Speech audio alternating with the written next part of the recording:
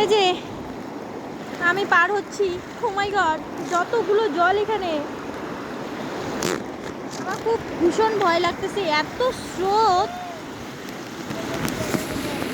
কি বলো? ঠিক আছে,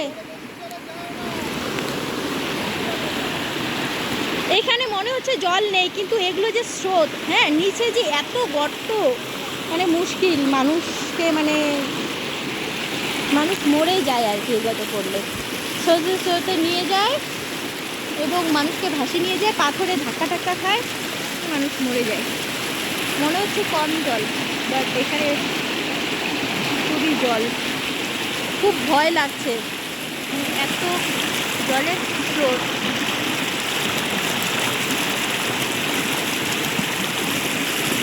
আমার হাজবেন্ডরা কত দূরে চলে গেছে আমাকে রেখে। ও মাই গড, আমি কিভাবে বাড়াবো? ও মাই গড,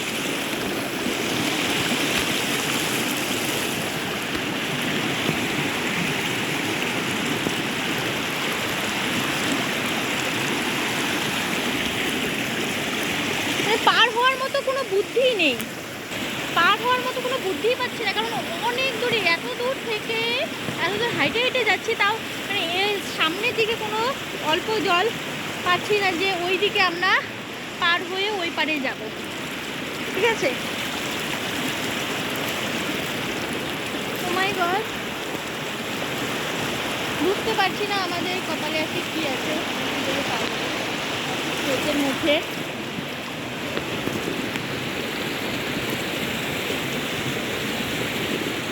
ও মাই গড,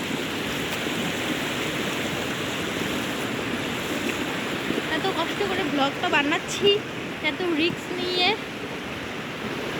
কি করব, বানাতেই হবে।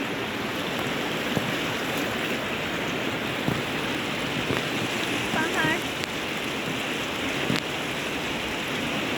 কোন দিকে যাব? ও মাই গড,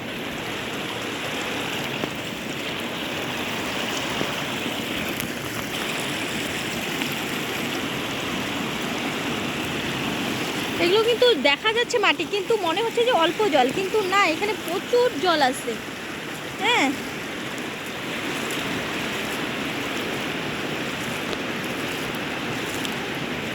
আমার হাজবেন্ড কত দূরে চলে গেছে, ও রাস্তা খুঁজতেছে, আমরা কিভাবে ওই পারে যেতে পারবো।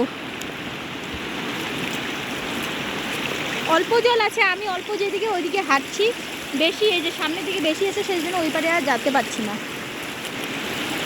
আমি জিন্স পরে এসেছি না, জিন্স অল্প একটু ভিজেই গেছে।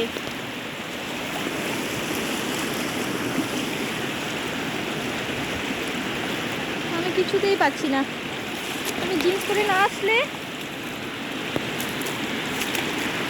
উফ, আমার পা খুব ব্যথা হয়ে গেছে এই পাথরে হাঁটতে হাঁটতে, এত জলের মধ্যে যাওয়া যাচ্ছে না, মাথায় ঘুরে যাচ্ছে, কিভাবে যাব। মানে চারপাশে একই জল, এত দূর যে আসলাম একই স্পিডে জল, কোথাও কম নেই।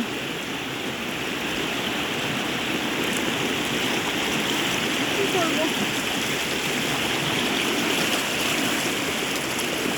ও মাই গড, পড়েই যাচ্ছিলাম।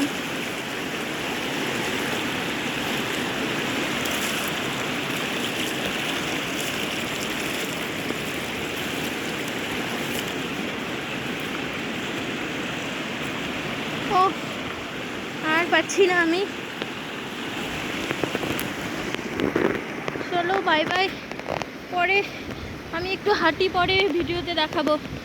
দুধিয়া নদীটা খুব সুন্দর জায়গা, কিন্তু এপার ওপার হওয়া অনেক কষ্টকর, কারণ খুব জলের স্রোত।